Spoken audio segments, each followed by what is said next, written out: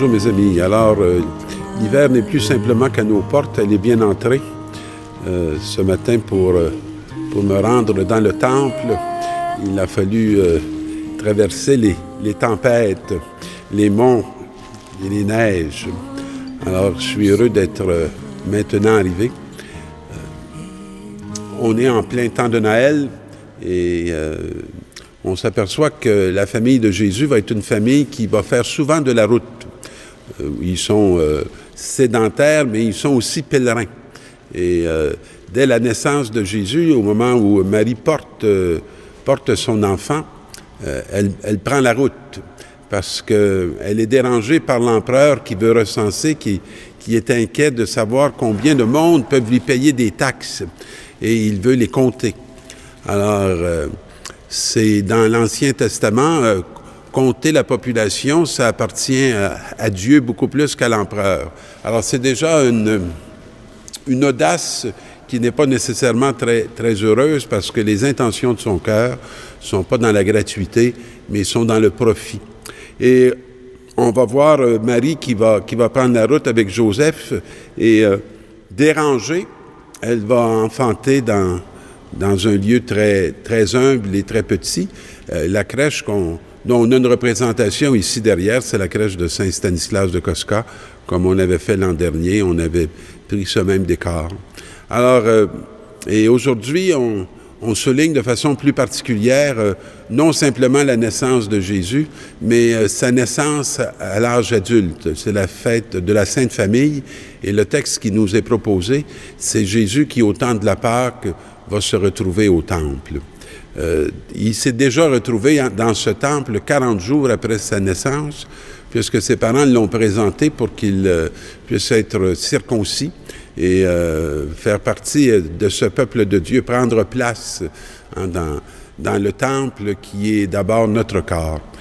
Et dans ce long pèlerinage qu'ils ont entrepris, ils sont maintenant rendus dans la ville de Jérusalem. Et ils sont partis de Nazareth et chaque année, on dit qu'ils s'y rendent. Et là va arriver un événement parce que Jésus a 12 ans. Et c'est l'âge adulte à l'époque à cette époque-là.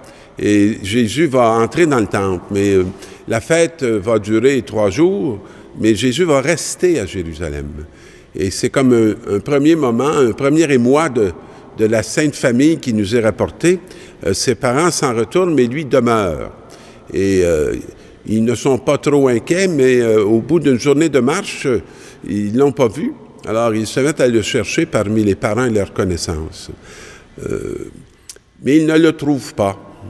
Alors donc, ils se voient obligés de rebrousser chemin, de laisser la collectivité, de laisser tout ce monde avec qui ils marchent joyeusement, je dirais, parce que c'est un temps de fête qu'ils aiment bien partager avec les proches, et retourner à la recherche de Jésus, angoissés, étonnés qu'il ne soit pas là. Et tout à coup, ils vont le trouver assis dans le temple, au milieu des rabbins. Il les écoute et il les interroge. Et en le voyant, ils sont stupéfaits. Et sa mère, il dit, « Vois mon enfant, angoissé, nous te cherchons. » C'est une belle expression qui peut être très consolatrice, je dirais, pour toute famille qui est en train de vivre ce beau moment de l'adolescence, puisque on cherche beaucoup au temps de l'adolescence nos enfants, mais la réalité spirituelle nous dit que nos enfants sont morts, puisqu'ils sont nés à l'adolescence et ils sont vraiment à la porte de l'âge adulte. C'est toute une expérience que l'expérience familiale. Et l'expérience familiale, c'est une profonde expérience d'humanité. D'abord, découvrir et apprendre qu'on n'est pas appelé à se posséder les uns les autres. Les enfants ne sont pas le bien des parents.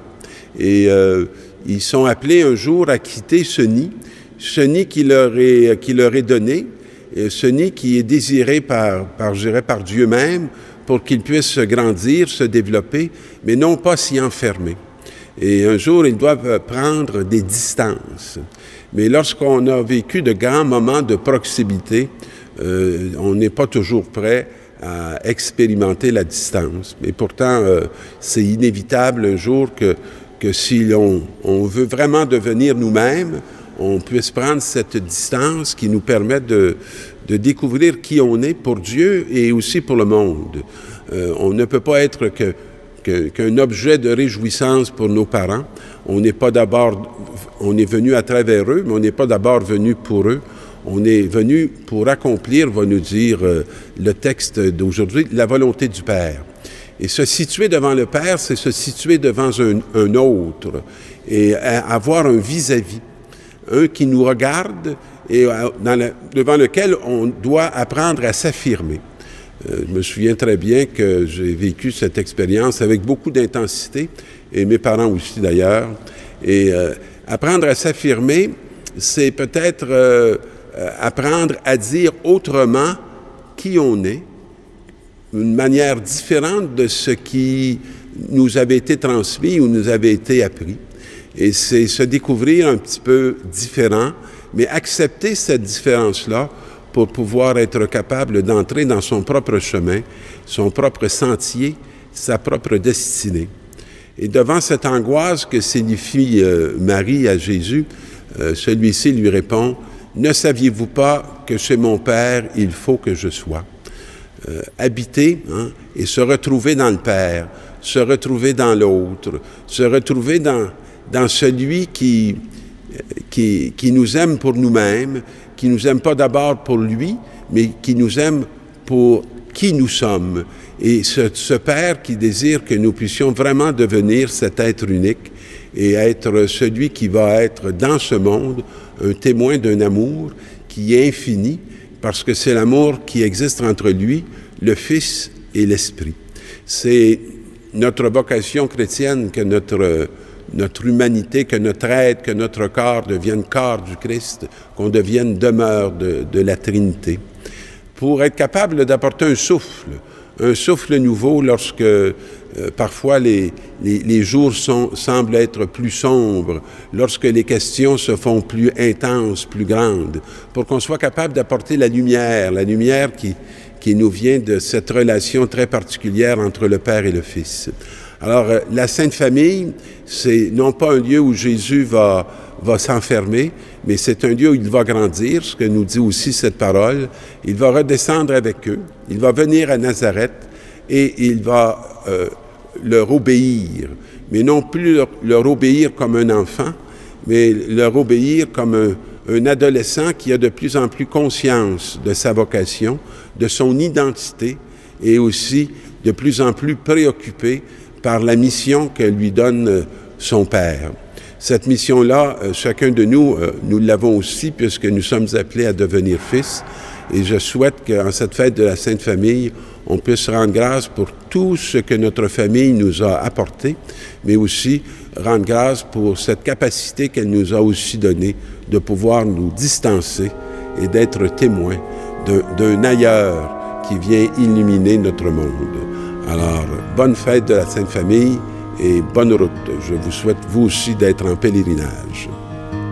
Dans une étable obscure,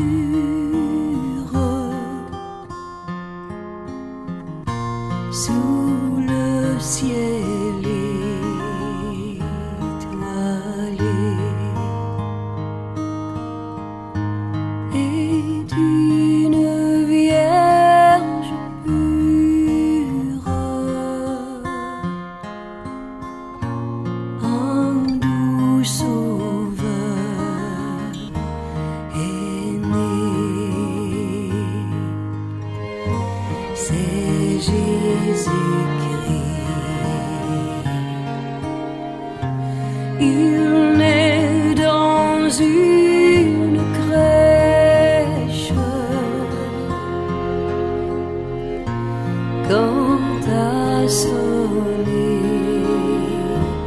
minuit.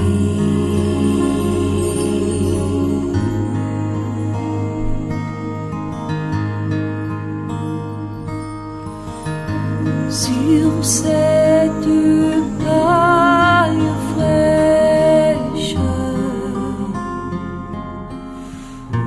malgré le vent qui mord,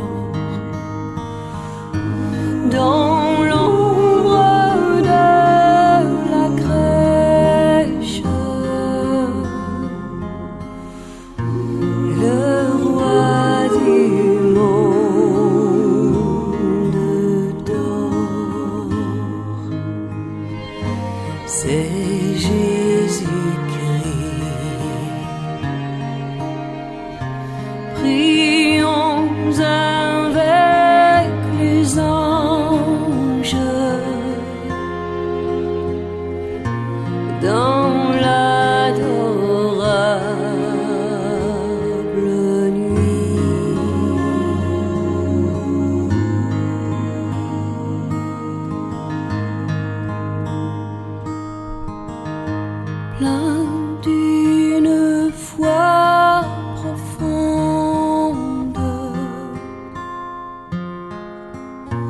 Nous sommes à